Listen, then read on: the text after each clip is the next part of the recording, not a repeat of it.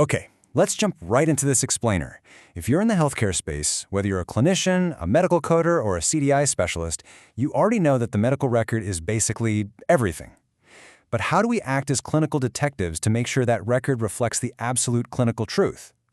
Today, we're putting on our compliance hats and unpacking the standards and guidelines that bridge the gap between real-world patient care and coded data. Here is our blueprint for today. We'll be moving from the basic language of healthcare and inpatient documentation right through to identifying the documentation gap, crafting compliant queries, exploring query formats, and finally, pursuing true clinical validation. All right, Section 1, the language of healthcare. To really grasp why clinical documentation is so highly scrutinized, you have to understand the tandem relationship between CPT and ICD-10 codes. It's like a lock and a key. On one side, you have your CPT codes. These dictate exactly what was done, the procedures, the services, the time on a ventilator. And on the other side, you've got over 155,000 ICD-10 codes explaining exactly why that service was necessary. So CPT bills for the procedure, and ICD-10 justifies it with the diagnosis. If the why doesn't explicitly justify the what, payers are absolutely going to downcode or deny that reimbursement. Moving on to Section 2, the anatomy of inpatient documentation. Whenever a provider performs evaluation and management services, the level they can actually bill for is driven by the complexity documented in three areas: the history, the review of systems, and the physical exam.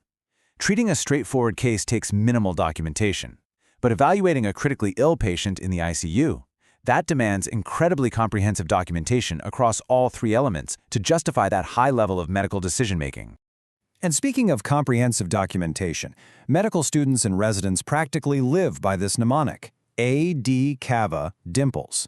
It's a structured checklist for admission orders to ensure no critical detail is missed, covering everything from the admitting diagnosis down to the vitals, interventions, and labs. Documenting this thoroughly is absolutely crucial because it sets the baseline acuity for the patient's entire hospital stay. Of course, all of this information is housed in the electronic medical record. Navigating the EMR requires a lot of precision.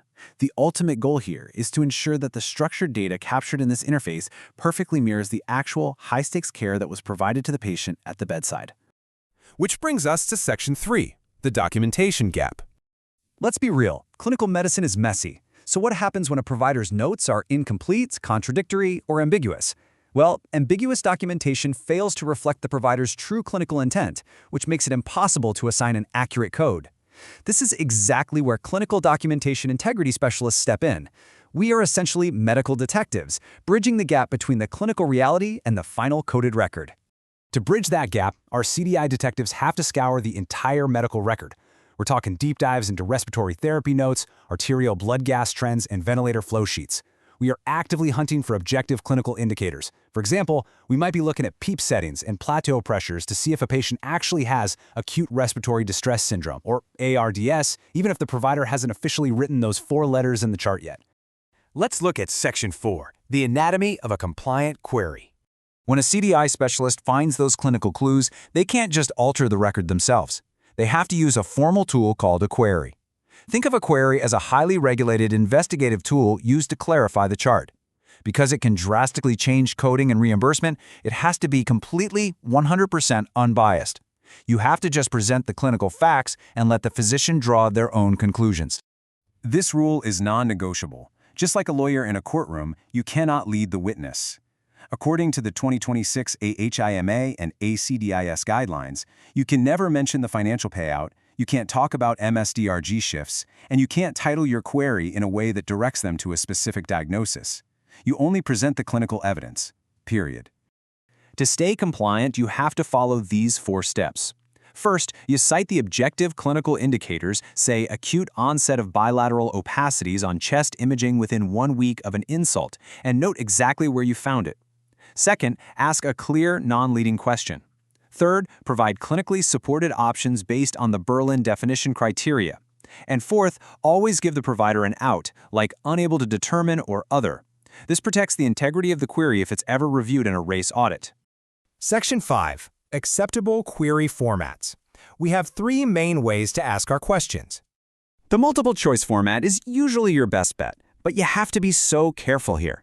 No bolding, no arrows pointing to the right answer, and you can never insert your own subjective interpretation.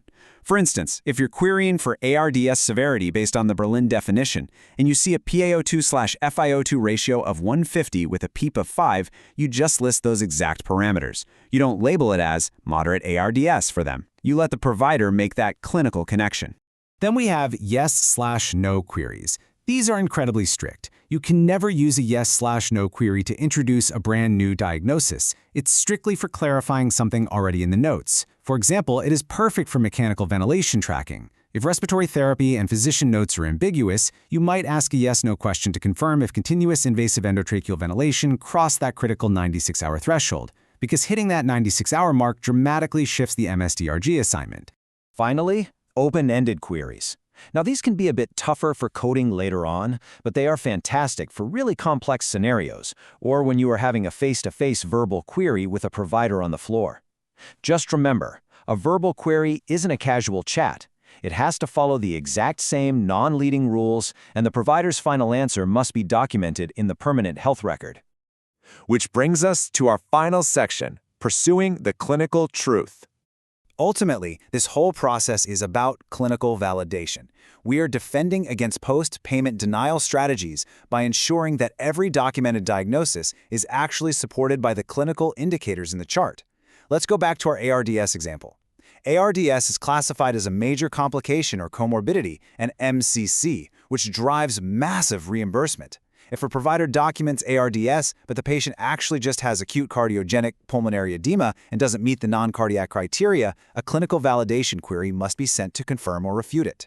We are making sure the chart reflects true critical care resource utilization.